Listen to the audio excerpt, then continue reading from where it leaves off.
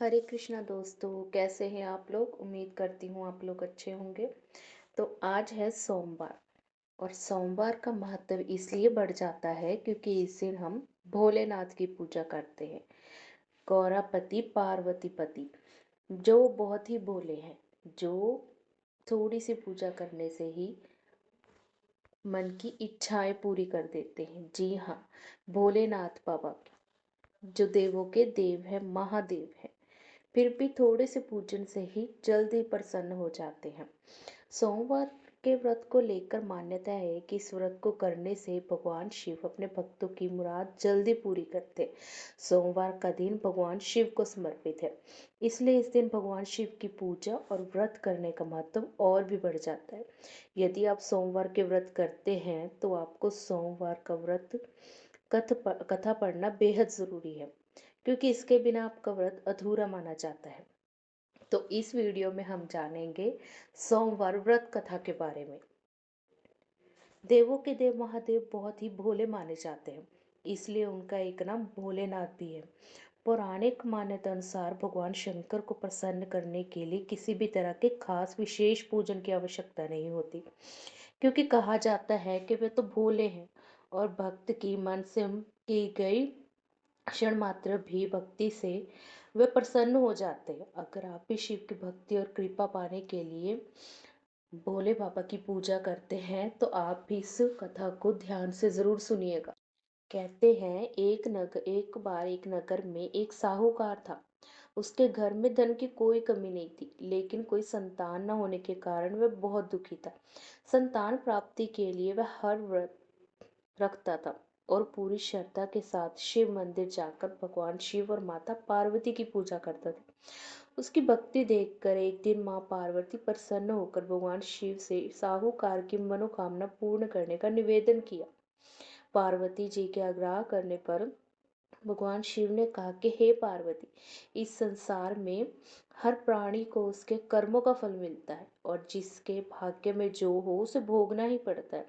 लेकिन पार्वती जी ने साहूकार की भक्ति देखकर उसकी मनोकामना पूर्ण करने की इच्छा व्यक्त की। माता पार्वती के आग्रह पर शिवजी ने साहूकार को पुत्र प्राप्ति का वरदान तो दिया, लेकिन उन्होंने बताया कि बालक 12 वर्ष तक ही जीवित रहेगा। माता पार्वती और भगवान शिव की बातचीत को साहूकार सुन रहा था, इसलिए उसे ना तो इस बात की खुशी थी और ना ही दुख। वह पहले ही भांति शिवजी की पूजा करता रहा। कुछ समय के बाद साहूकार की पत्नी ने एक पुत्र को जन्म दिया। वह बालक 11 वर्ष का हुआ तो उसने पढ़ने के लिए काशी भेज दिया गया। साहूकार ने पुत्र के मामा को बुलाकर उसे बहुत सारा धन देते हुए कहा कि तुम इस बालक को काशी विद्या प्राप्ति के लिए ले जाओ। तुम लोग रास्ते में यज्ञ कराते जाना और ब्राह्मणों को भोजन दक्षिणा देते हुए जाना। दोनों मामा भांजे इसी तरह यज्ञ कराते हुए ब्राह्मणों को दान दक्षिणा देते काशी नगर निकल पड़े। इस दौरान रात में एक नगर पड़ा जहां नगर के राजा की कन्या का विवाह था। लेकिन जिस राजकुमार से उसका विवाह होने वाला था वह एक आंख से काना था। राजकुमार के पिता ने अपने पुत्र के काना होने की बात को छुपाने के लिए सोचा, क्यों ना उसने साहूकार के पुत्र को दूल्हा बनाकर राजकुमारी से विवाह करा दूं। विवाह के बाद इसको धन देकर विदा कर दूंगा और राजकुमारी को अपने नगर ले जाऊंगा। लड़के को दूल्हे के वस्त्र पहनाकर राजकुमारी से विवाह करवा दिया गया। साहूकार का पुत्र ईमानदार था, उसे ये बात सही नहीं लगी, इसलिए उसने अवसर पाकर राजकुमारी के दुपट्टे पर लिखा कि तुम्हारा विवाह तो मेरे साथ हुआ, लेकिन जिस राजकुमार के संग तुम्हें भेजा जाएगा वह एक आंख से काना है। मैं तो काशी पढ़ने जा रहा हूँ। जब राजकुमारी ने चुन्नी पर लिखी बातें पढ़ी तो उसने अपने माता पिता को ये बात बताई। राजा ने अपनी पुत्री को विदा नहीं किया। फिर बारात वापस चली गई।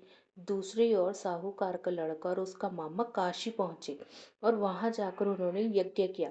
जिस दिन लड़का 12 साल का हुआ उस दिन भी यज्ञ का आयोजन था। लड़के ने अपने मामा से कहा कि मेरी तबीयत कुछ ठीक नहीं है। मामा ने कहा कि तुम अंदर जाकर आराम कर लो। शिवजी के वरदान अनुसार कुछ ही देर में उस बालक के प्राण निकल गए। मृत भांजे को देख उसके मामा ने विलाप करना शुरू किया। संयोगवश उसी समय शिवजी और माता पार्वती उधर से जा रहे थे। पार्वती माता ने भोलेनाथ से कहा, स्वामी, मुझे इसके रोने के स्वर सहन नहीं हो पा रहे हैं। आप इस व्यक्ति के कष्ट को अवश्य दूर करें।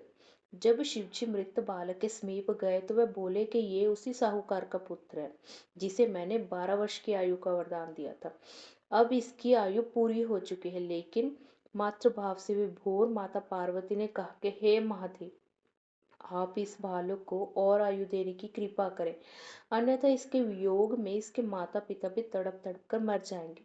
माता पार्वती के पुण्य आग्रह पर भगवान शिव ने उस लड़के को जीवित होने का वरदान दिया। शिव जी की कृपा से वह लड़का जीवित हो गया। शिक्षा पूरी करके लड़का मामा के साथ नगर की ओर वापस चल दिया। दोनों चलते हुए उसी नगर में पहुंचे जहां उसका विवाह हुआ था। उस नगर में भी उन्होंने यज्ञ का आयोजन किया। उस लड़के के ससुर ने उसे पहचान लिया और महल में जाकर उसकी खातिरदारी की और अपनी पुत्री को विदा किया। इधर साहूकार उसकी पत्नी भूखे प्यासे रहकर बेटे की प्रतीक्षा कर रहे थे। उन्होंने प्रण कर रखा था कि यदि उन्हें अपने बेटे की मृत्यु का समाचार मिला तो वह भी प्राण त्याग देंगे। परंतु अपने बेटे के जीवित होने का समाचार पाकर वह बेहद प्रसन्न हुए। उसी रात भगवान शिव ने साहूकार के स्वप्न में आकर कहा कि हे श्रेष्ठ, मैंने तेरे सोमवार के व्रत करने और व्रत कथा सुनने से प्रसन्न होकर तेरे पुत्र को लंबी आयु को वरदान दिया। इसी प्रकार जो कोई सोमवार व्रत करता है या कथा सुनता है और पढ़ता है, उसके सभी दुख दूर होते हैं और सभी मनोकामनाएं पूर्ण होती हैं। उम्मीद है आप लोगों को ये कहानी अच्छी लगी होगी। अच्छी लगी हो तो वीडियो को लाइक ज़रूर कीजिएगा और चैनल को सब्सक्राइब कर दीजिए और इस वीडियो को ज़रूर शेयर भी कीजिए। वीडियो देखने के लिए बहुत बहुत शुक्रिया। हरे कृष्णा दोस्तों, हर हर महादेव।